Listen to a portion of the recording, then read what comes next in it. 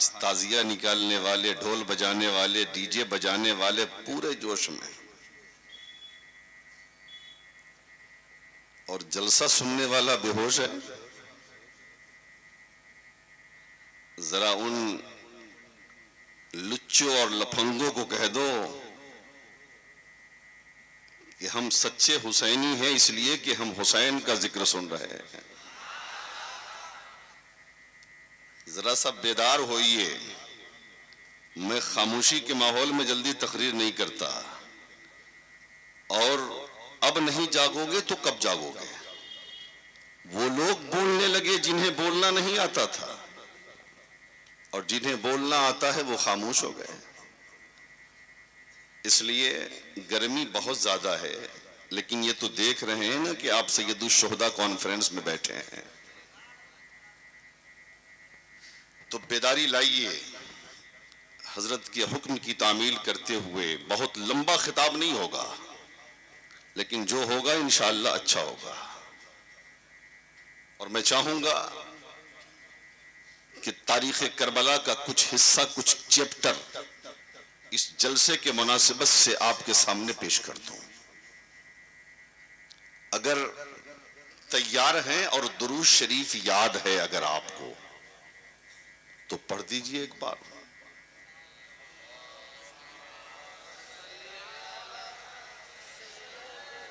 صلاۃ و سلام علیک یا رسول اللہ، صلاۃ و سلام علیک یا حبیب اللہ صلی اللہ تعالی علیہ وسلم۔ آگے والے سوچ رہے ہیں کہ کہاں کو آگے ہم بیٹھ گئے، پیچھے والے سوچ رہے ہیں ہم ہی اچھے ہیں، جو آگے ہے وہی پھنسا ہے۔ ہاں یہی نہ سوچ رہے ہیں؟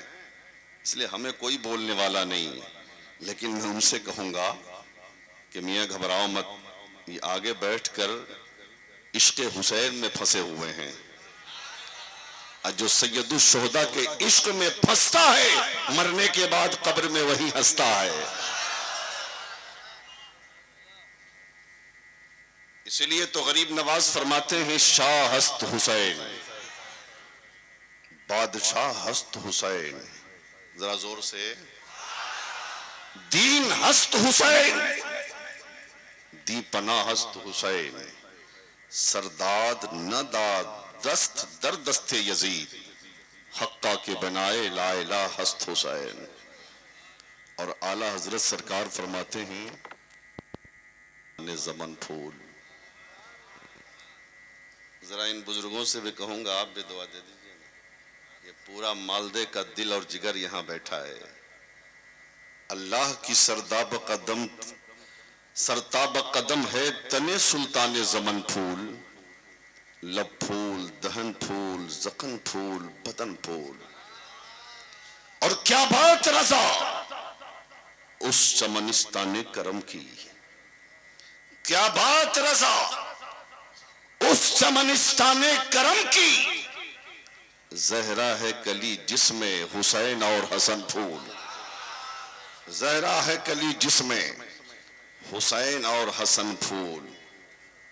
اور یہی تک اعلیٰ حضرت نے نہیں چھوڑا، آگے کہتے ہیں تیری نسل پاک میں ہے بچہ بچہ نور کا، تیری نسل پاک میں ہے بچہ بچہ نور کا، تو ہے عین نور تیرا سب گھرانہ نور کا، تو ہے عین نور تیرا سب گھرانہ نور کا۔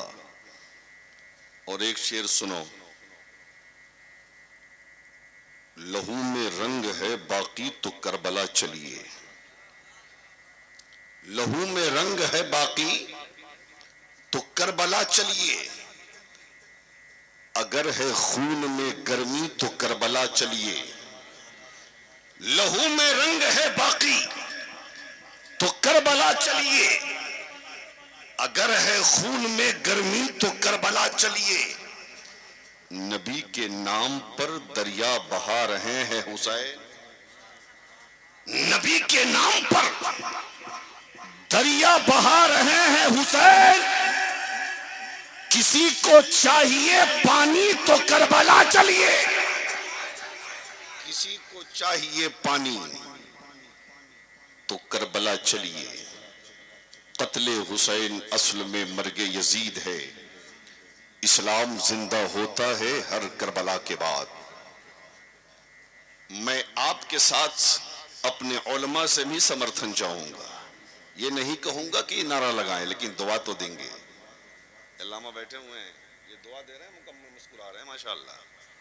ہاں اب ذرا توجہ میری طرف رہے، دیکھیے لائٹ آ گئی ماشاءاللہ۔ ہاں ذرا زور سے بولے یا حسین۔ اسلام کی حقانیت کے لیے، قرآن کی بقا کے لیے، تھوڑا ایک کو کم کر دو میاں، کہاں ہے مائک والے؟ تھوڑا ایک کو کم کر دو اس کا۔ اچھا سنیے، وہ آ جائیں گے، کم ہو جائے گا۔ اسلام کی حقانیت کے لیے، قرآن کی صداقت کے لیے، شریعت کے تحفظ کے لیے، اللہ کی رضا کے لیے، مصطفیٰ کی خوشنودی کے لیے جو مرد مجاہد میدان جہاد میں اپنی گردن کٹوا دیتا ہے اسے شہید حقیقی کہا جاتا ہے، اسے شہید کہا جاتا ہے۔ جو اپنی جان دے دیتا ہے اسے شہید کہا جاتا ہے۔ لیکن ہمارا عقیدہ ہے کہ شہید مارا ضرور جاتا ہے، لیکن شہیدوں کو درد کا احساس نہیں ہوتا۔ شہید کاٹا ضرور جاتا ہے، لیکن شہیدوں کو درد کا احساس نہیں ہوتا۔ شہیدوں کی ہڈیاں ضرور ٹوٹتی ہیں، لیکن شہیدوں کو درد کا احساس نہیں ہوتا۔ شہیدوں کے جسم پہ گھوڑے ضرور دوڑتے ہیں، لیکن شہیدوں کو درد کا احساس نہیں ہوتا۔ شہیدوں کے جسم کے ٹکڑے ضرور کیے جاتے ہیں، لیکن شہیدوں کو درد کا احساس نہیں ہوتا۔ ایک جگہ جب میں نے اس بات کو بیان کیا تو مجمع سے ایک شخص کھڑا ہو گیا اور کھڑا ہو کے کہنے لگا، مولانا جب ایک انسان میدان کارزار میں جاتا ہے اور جانے کے بعد جب مقابلہ ہوتا ہے اور شہادت کی منزل سے ہمکنار ہوتا ہے تو اس کی حالت یہ ہوتی ہے، کبھی اس کا ہاتھ کٹتا ہے، کبھی اس کا پیر کٹتا ہے، کبھی اس کی گردن کٹتی ہے، کبھی اس کے جسم کے ٹکڑے ہوتے ہیں، کبھی اس کے جسم پہ گھوڑے دوڑائے جاتے ہیں، اور آپ کہتے ہیں شہیدوں کو درد کا احساس نہیں ہوتا۔ یہ کون سا فلسفہ ہے؟ ہاتھ کٹ گیا درد کا احساس نہ ہو، پیر کٹ گیا درد کا احساس نہ ہو، گردن کٹ گئی درد کا احساس نہ ہو، جسم کے ٹکڑے ہو گئے درد کا احساس نہ ہو، جسم کو چھلنی کر دیا گیا درد کا احساس نہ ہو، جسم سے لہو بہا دیا گیا درد کا احساس نہ ہو۔ میں نے کہا مالدہ والو میرا معاملہ حل ہو گیا۔ میں تمہیں دنیاوی مثال سے سمجھانا چاہتا ہوں کہ تمہارے پیر میں کوئی زخم نکل گیا جسے اپنی زبان میں آپ پھوڑا کہتے ہو، وہ چھوٹا سا تھا، آہستہ آہستہ بڑھتا ہوا بڑا ہو گیا۔ ایک دن کسی دوست نے کہا میاں تمہارا زخم بہت بڑا ہو گیا ہے، تمہارا پھوڑا بہت بڑا ہو گیا ہے، ایسا کرو مالدہ کے کسی بڑے سرجن سے دکھلاؤ، کسی ڈاکٹر سے دکھلاؤ، کہیں ایسا نہ ہو یہ تمہارا زخم تمہاری جان کے لیے خطرہ بن جائے۔ آپ مالدہ کے بہت بڑے ڈاکٹر کے پاس گئے اور ڈاکٹر کے پاس جانے کے بعد آپ نے ڈاکٹر سے کہا ڈاکٹر صاحب میرے زخم کو دیکھیے نا، کوئی دوا دے دیجئے، بڑی تکلیف ہو رہی ہے، تکلیف کا ازالہ ہو جائے، میرا زخم ٹھیک ہو جائے، میرا پیر سلامت رہ جائے۔ ڈاکٹر نے معائنہ کیا، معائنہ کرنے کے بعد کہا میاں دوا سے تمہارا پیر صحیح نہیں ہوگا۔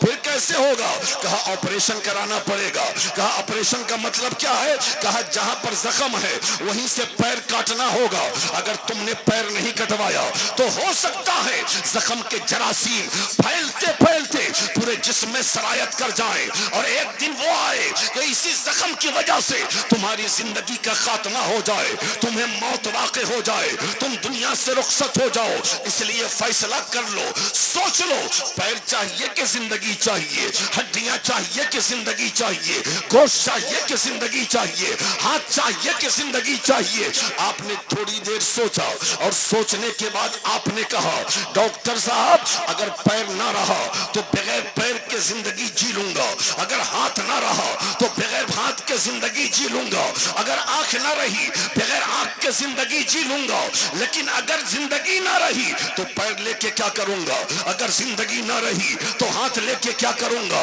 اگر زندگی نہ رہی تو یہ جسم کے اعضاء لے کے کیا کروں گا۔ اس لیے ڈاکٹر صاحب میرے پیر کو کاٹ دیجئے۔ تاریخ متعین ہو گئی، وقت مقررہ پہ آپ پہنچ گئے، ڈاکٹر آپ کو آپریشن آپریشن روم میں لے گیا. لے جانے کے بعد آپ کے پیر کو کاٹنے سے پہلے اس نے آپ کو انجیکشن دیا, اس نے آپ کو دوا کھلایا, آپ کی جگہ کو سن کیا. اس کے بعد آپ کے پیر کو کاٹ دیا گیا, آپ کی ہڈیاں کٹ گئی, آپ صحیح سلامتی کے ساتھ صحت یاب ہو کر ہاسپٹل سے اپنے گھر آ گئے. ایک دن مجھ سے آپ کی ملاقات ہوئی. دعا سلام کے بعد میں نے خیریت پوچھا. آپ نے کہا الحمدللہ اچھا ہوں. میں نے کہا میاں پیر کٹ گیا؟ ہاں حضرت پیر کٹ گیا. میں نے پلٹ کے سوال کیا میاں پیر کٹا ہوگا, بڑی تکلیف ہوئی ہوگی, ہڈیاں کٹی ہوگی, بڑی تکلیف ہوئی ہوگی, گوشت کٹا ہوگا, بڑی تکلیف ہوئی ہوگی. آپ نے کہا مولانا بالکل تکلیف نہ ہوئی. میں نے کہا یہ کون سا فلسفہ سمجھا رہے ہو؟ ہڈیاں کٹ گئی, درد کا احساس نہ ہوا, پیر کٹ گیا, درد کا احساس نہ ہوا, گوشت کٹ گیا, درد کا احساس نہ ہوا.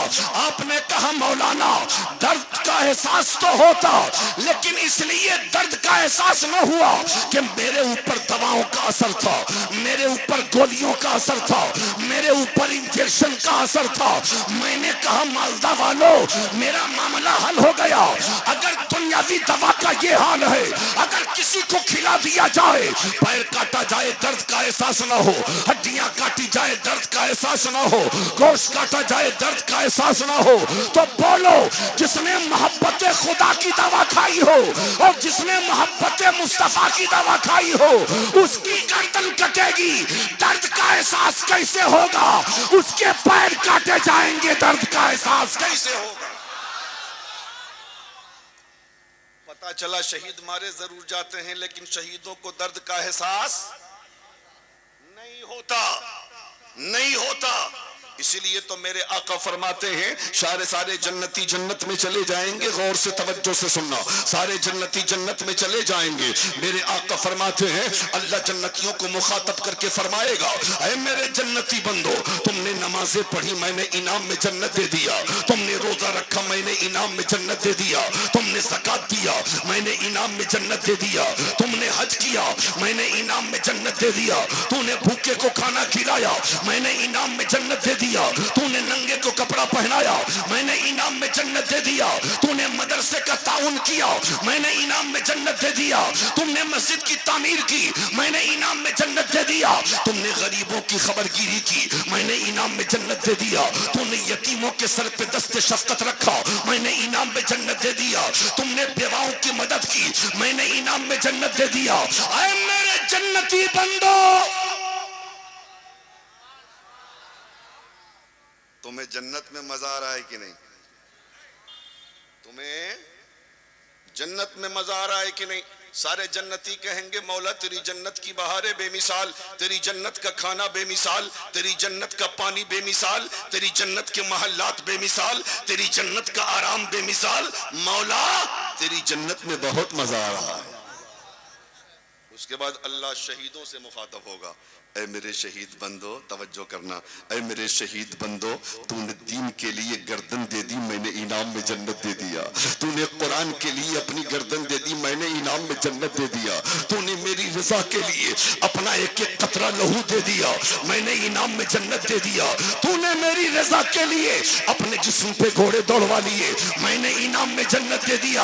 اے میرے شہید بندو تمہیں جنت میں مزہ آ رہا ہے کہ نہیں؟ تو تمام شہداء یک زبان ہو کے کہیں گے مولا مولا تیری جنت کی بہاریں بے مثال, تیری جنت کا کھانا بے مثال, تیری جنت کا پانی بے مثال, لیکن پروردگار جو مزہ گردن کٹانے میں آیا تھا وہ مزہ تیری جنت میں نہیں ہے,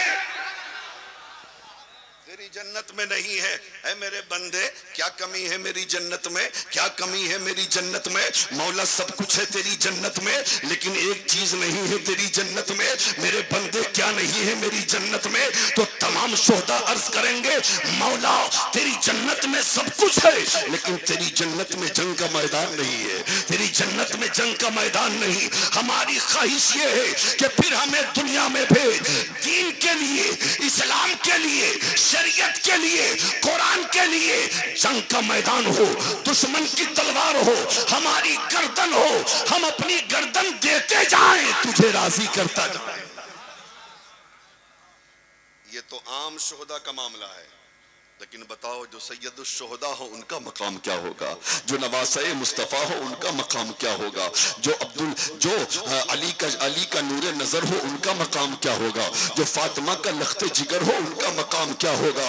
ارے جب ان کے گدا بھر دیتے ہیں شاہان زمانہ کی جھولی، محتاج کا جب یہ عالم ہے، مختار کا عالم کیا ہوگا۔ اچھا آپ یہ بتاؤ کہ کربلا کا کچھ حصہ سنو گے؟ آپ سنو گے؟ تقریر مختصر ہونی ہے، اس لیے سوچتا ہوں کہ تھوڑا سا سنا دوں، چونکہ یہ سید الشہداء کانفرنس ہے۔ حضرات 10 محرم کی تاریخ جو آج گزری ہے، علی اکبر بھی شہید ہو گئے، قاسم بھی شہید ہو گئے، اونو محمد بھی شہید ہو گئے، امام اصغر بھی شہید ہو گئے، عباس کا بازو بھی کٹ گیا، جان سارا نے حسین بھی شہید ہو گئے۔ سب سے اخیر میں اب باری آئی ہے سید الشہداء کی۔ اپنے نانا کا امامہ باندھا ہے حسین نے، اپنے نانا کا جبہ پہنا ہے حسین نے۔ حضرت امیر حمزہ کی تلوار، اپنے بابا علی کی تلوار، حضرت امیر حمزہ کا نیزہ، حضرت جعفر طیار کی ڈھال سجائی ہے حسین نے۔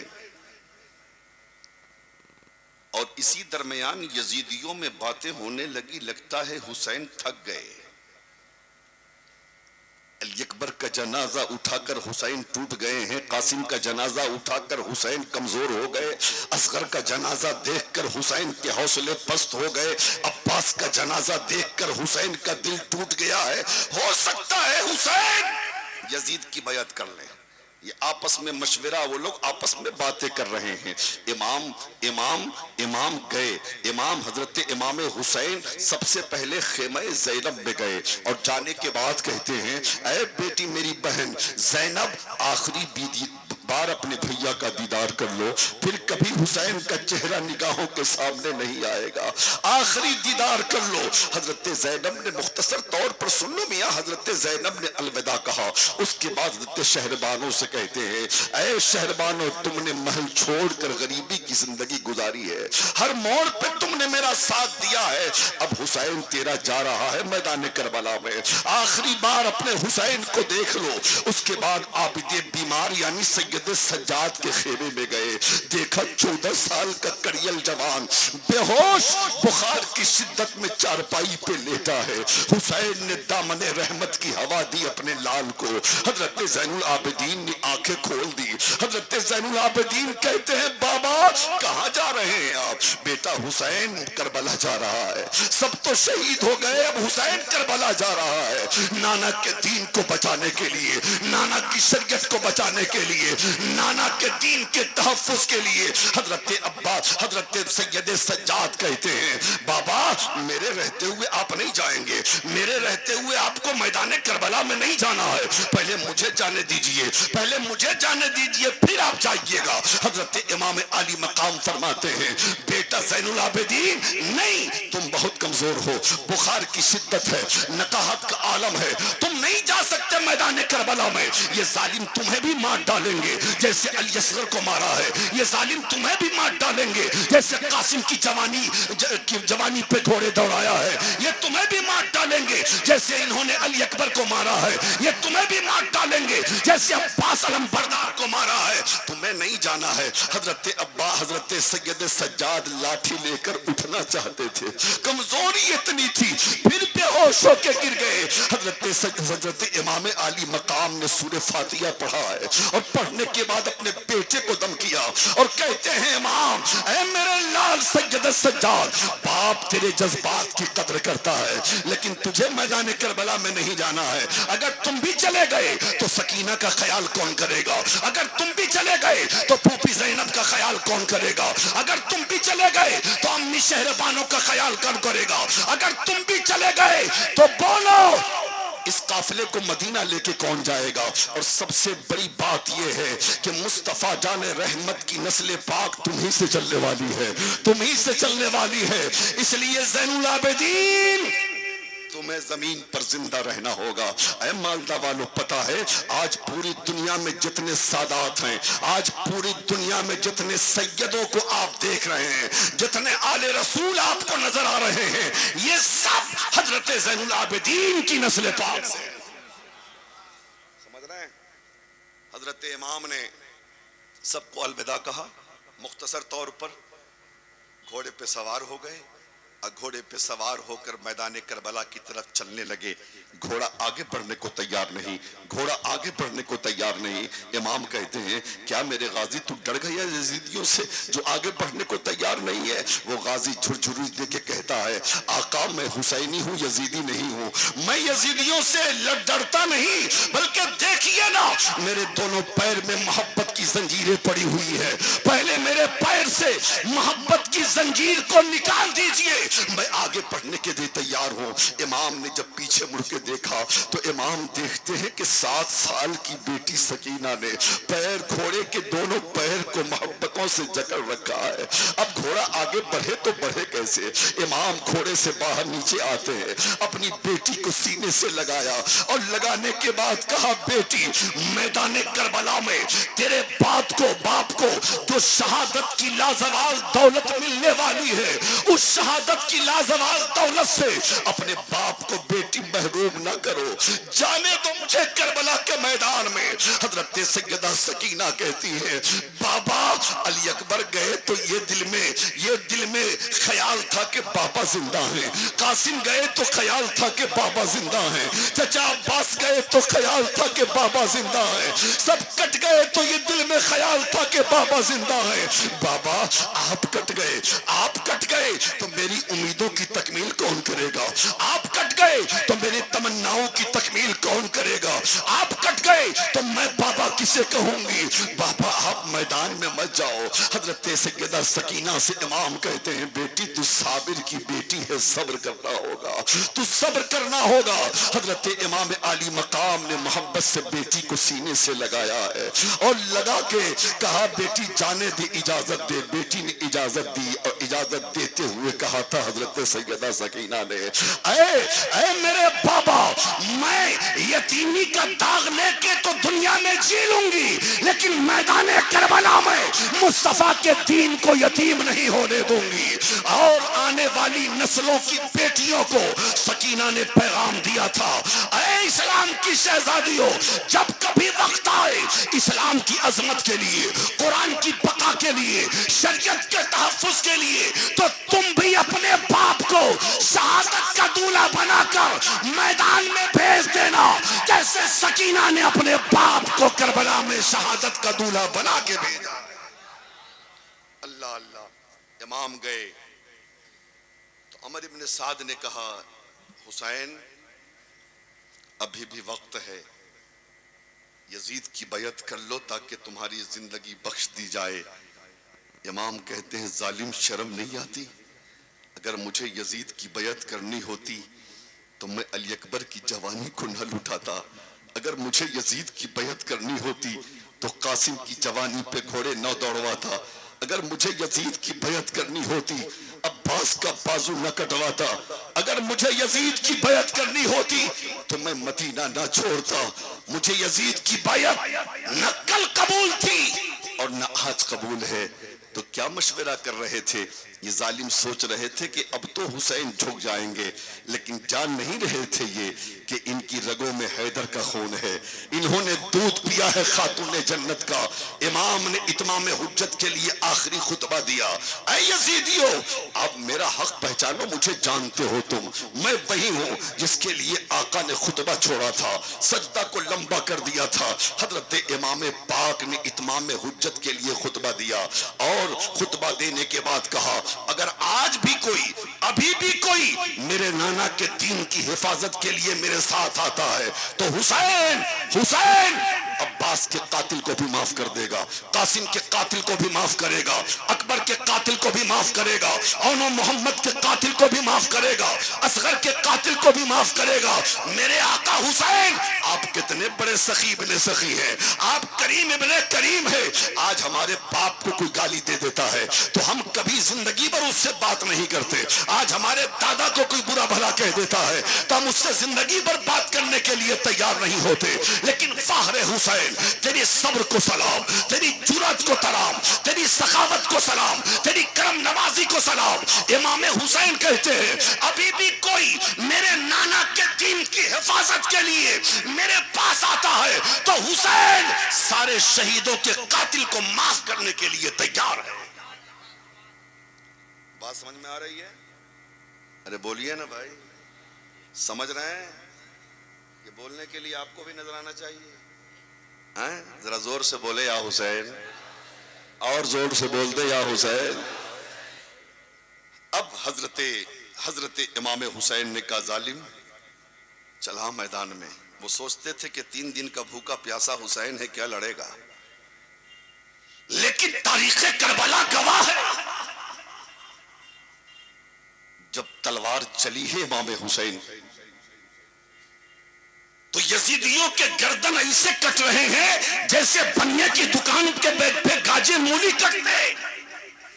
جب تلوار چلی ہے امام کی، کبھی دکھن، کبھی اتر، کبھی پورب، کبھی پچھم، لیکن ایک اکیلی جان کتنا لڑے گی. بھگدڑ مچ گیا یزیدیوں میں، ہر طرف سے حملے ہوئے اور نتیجہ یہ نکلا میرا امام گھوڑے سے نیچے آ رہا ہے. گھوڑے سے نیچے آتے آتے میرے امام نے مدینے والے کی طرف رخ کر کے کہا نانا جب مدینے سے چلا تھا نا میں تو آپ نے خواب میں فرمایا تھا حسین جو تم میدان کربلا میں گھوڑے سے نیچے آؤ گے میرا اسلام ویسے ہی اوپر کو جائے گا، ویسے ہی اوپر کو جائے گا. نانا جان حسین کربلا میں گھوڑے سے نیچے آ رہا ہے، آپ کا اسلام اوپر کو گیا نہیں، گیا کہ نہیں؟ تو امام علی مقام سے مصطفیٰ فرما رہے ہیں حسین تم گھوڑے سے زمین پہ آؤ گے، میرا اسلام کربلا میں آؤ جو سریہ سے بالا ہو جائے گا. اللہ اللہ. امام جب گرے گھوڑے سے نا تو شمر لعین امام کے سینے پہ چڑھ گیا. امام نے پوچھا بتا کون سا دن ہے، کون کا وقت ہے، کون سا وقت ہے؟ اس نے کہا جمعہ کا دن ہے، جمعہ کا وقت ہے، ممبر پہ لوگ خطبہ دے رہے ہیں. امام کہتے ہیں ہٹ ظالم میرے سینے سے، میں آخری سجدہ کر کے اپنے نانا کی امانت اپنے نانا کے غلاموں کو پیش کر دیتا ہوں. آخری سجدہ میرے آقا حسین نے میدان کربلا میں کیا ہے، اور میدان کربلا میں اسی حالت میں امام کے سر کو تن سے جدا کر دیا گیا. اللہ اللہ. آخری سجدہ امام عرض کرتے ہیں نانا آپ نے زندگی میں سجدہ میرے لیے لمبا کیا تھا تاکہ میرا حسین گر نہ جائے. آج اسلام کو بچانے کے لیے حسین ایسا سجدہ کر رہا ہے کہ قیامت تک حسین سر کو سجدے سے نہ اٹھائے گا. اور میرا حسین جب میدان محشر میں سب اپنے سر کو اٹھائے گا سجدے سے تب سمجھ میں آئے گا کہ میرے حسین کا سجدہ کتنا لمبا تھا. اس روئے زمین پہ اتنا لمبا سجدہ کسی نے نہیں کیا جتنا لمبا سجدہ میرے امام نے کیا. حضرات وقت بہت ہو گیا ہے لیکن 2-4 منٹ اور، 2-4 منٹ اور. جنگ ختم ہو گئی. اب تو یزیدیوں کو مان جانا چاہیے تھا کہ چلو اب حسین کو میں نے قتل کر دیا، اب ختم معاملہ. لیکن ظلم کی حد دیکھو. کسی نے کرتے اتارے، خیمے جلا دیے گئے، لوٹ مار شروع، گنڈا گردی شروع، آتنک شروع. یہاں تک کہ سیدہ سکینہ کے کان میں جو بالیاں تھیں ان بالیوں کو بھی ظالموں نے چھین لیا. خیمے جلا دیے گئے اور 10 یزیدی شہسواروں نے مل کر گھوڑے کی ٹاپوں سے شہدائے کربلا کی لاشوں کو توڑ دیا، ہڈیوں کو توڑ دیا. اتنا بڑا آتنک. آج ہم قبرستان جاتے ہیں تو کہا جاتا ہے کہ کسی قبر پہ پیر نہ پڑنے پائے، ہے نا؟ ادب کا تقاضا یہی کہ پیر کسی کا پڑے گا تو مرنے والے کو، قبر والے کو تکلیف ہوتی ہے. لیکن گھوڑے کی ٹاپوں سے جب شہدائے کربلا کی لاشوں کو پامال کیا گیا ہوگا، اب بتاؤ میرے آقا کو کتنی تکلیف ہوئی ہوگی. اور جب گردن حسین پر خنجر چلا ہوگا تو لب مصطفیٰ کو کتنی تکلیف ہوئی ہوگی. بہرحال شام ہو گئی، جسے شام آج والی جو شام ہے نا وہی شام غریبہ ہے. 10 محرم کے بعد مغرب کے بعد جو شام آئی ہے وہ شام غریبہ ہے. اسے درد و علم کی شام کہتے ہیں، اسے غم اور مصیبت کی شام کہتے ہیں. اب بتاؤ کسی کے گھر میں ایک میت ہو جاتی ہے اور جب شام کا سناٹا چھاتا ہے، کسی کو کھانا اچھا نہیں لگتا، کسی کو پانی اچھا نہیں لگتا، کسی کو نیند اچھی نہیں لگتی، لیکن بتا جس کا پورا خاندان لٹ گیا ہو، جس کا پورا خاندان کربلا میں کٹ گیا ہو، اور جس گھر میں صرف بچے ہو، صرف بیٹیاں ہو، صرف بیمار ہو، اور پھر چٹیل میدان کربلا کا 1800 کلومیٹر اپنے وطن مدینے سے دور ہو، بتاؤ ان کو کیسا لگا ہوگا، ان کی حالت کیسی ہوگی. آج ہمارے گھر کوئی مر جاتا ہے، ہمارا بیٹا مر جائے، ہمارا باپ مر جائے، ہمارا رشتہ دار مر جائے، پورا محلہ دلاسا دینے کے لیے ہے، پورا محلہ تسلی دینے کے لیے ہے، پورا محلہ حوصلہ بڑھانے کے لیے ہے. لیکن آج کربلا میں کوئی نہیں ہے جو سکینہ کا حوصلہ بڑھا سکے. آج کربلا میں کوئی نہیں ہے جو زینب کا حوصلہ بڑھا سکے. آج کربلا میں کوئی نہیں ہے جو شہر بانو کا حوصلہ بڑھا سکے. آج کربلا میں کوئی نہیں ہے جو زین العابدین کا حوصلہ بڑھا سکے. شام غریبہ آ گئی، شام غریبہ آ گئی. امام حسین کی شہادت کے بعد 7 دن تک آسمان سے خون برستا رہا. آسمان سے خون برستا رہا. مسجد بیت المقدس میں جس پتھر کو اٹھایا جاتا اس پتھر کے نیچے سے تازہ خون جاری ہوتا. آپ پچھم کی طرف ہر دن شام کو جو لالی دیکھتے ہیں نا جسے شفق کی سرخی کہتے ہیں، آپ کتاب اٹھا کے دیکھیں تو معلوم ہوگا کہ سانحہ کربلا سے پہلے، شہادت حسین سے پہلے وہ شفق کی سرخی نہیں تھی، بلکہ کربلا کی شہادت کے بعد، امام حسین کی شہادت کے بعد وہ آسمان میں لالی نظر آتی ہے، آسمان میں سرخی نظر آتی ہے، اور یہ سرخی قیامت تک رہے گی. ہم تو محرم میں حسین کو یاد کرتے ہیں، ہم 10 محرم کو امام کو یاد کرتے ہیں، لیکن شفق کی سرخی بتا رہی ہے اے حسینیو، حسین صرف محرم میں یاد کرنے والی ذات کا نام نہیں ہے، بلکہ حسین تو وہ ہے جنہیں ہر مہینہ یاد کیا جائے، ہر لمحہ یاد کیا جائے، سال کے 365 دن یاد کیا جائے. اور آسمان نے بتایا اے حسینیو میں روز اپنے آقا حسین کو یاد کرتا ہوں. شام ہو گئی تو یزیدیوں نے مشورہ کیا، میٹنگ کی کہ چلو جنگ ختم ہو گئی، بس یہ آخری بات ہے، سن لو تقریر ختم. جنگ ختم ہو گئی. انسانیت کا تقاضا یہ ہے کہ ہم تو حسین سے جنگ جیت گئے، اس لیے اب انسانیت کے تقاضے کے اعتبار سے کھانا بھی جانا چاہیے حسین کے خیمے میں، اور پانی بھی زینب تک پہنچنا چاہیے. میٹنگ میں پاس ہو گیا. لیکن معاملہ یہ ہے کہ کون جائے گا سیدہ کے سامنے کھانا اور پانی لے کر؟ کس کی آنکھوں میں اتنی طاقت ہے کہ سیدہ کی نظر سے نظر ملا سکے؟ کسی نے مشورہ دیا حضرت حور کی بیوہ ہمارے پاس ہے، ان کو کہیں گے تو وہ لے کے جائیں گے. بلایا گیا، کہا ٹھیک ہے. وہ تو چاہتی تھی جلدی سے ظالموں کے چنگل سے نکل کر سیدہ کے قدموں میں جائیں.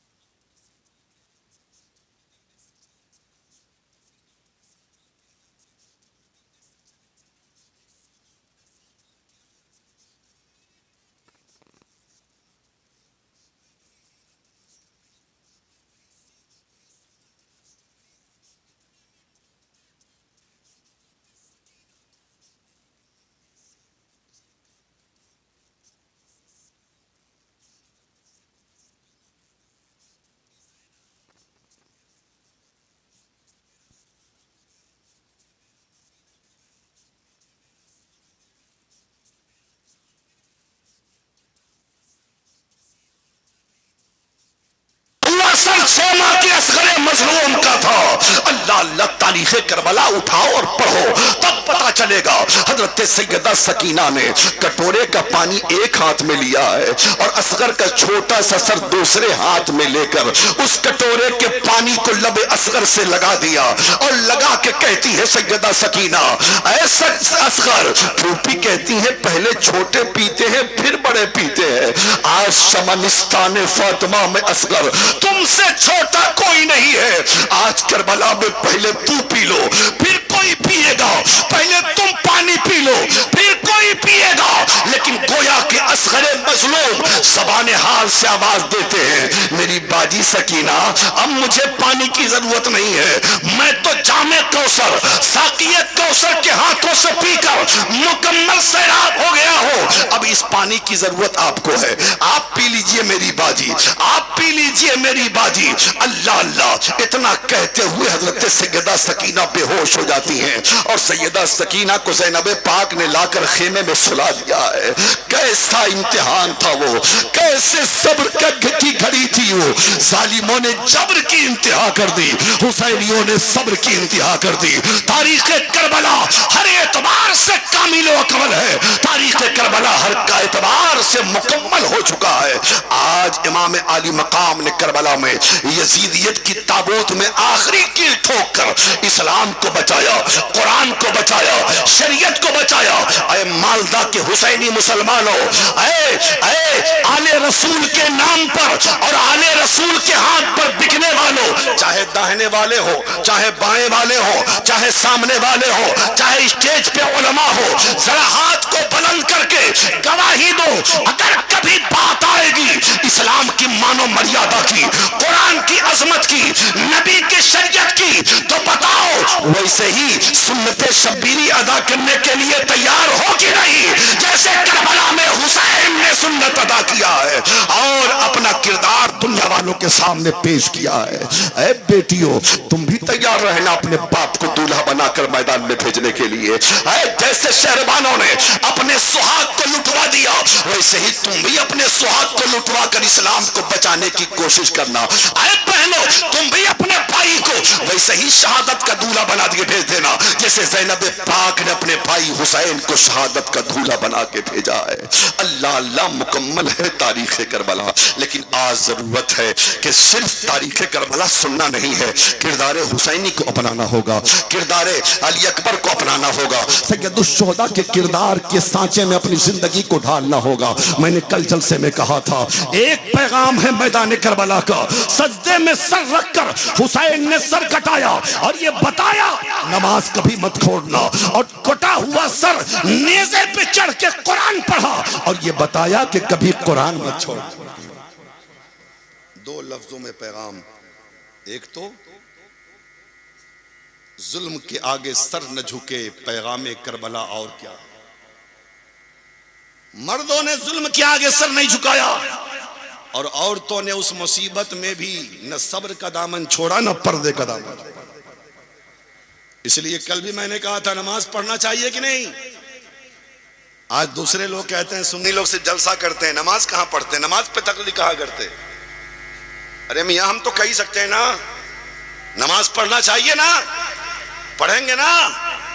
نماز پڑھیے, عورتیں اپنے گھروں میں نماز کی پابندی کرے, مرد مسجدوں میں نماز کی پابندی کرے.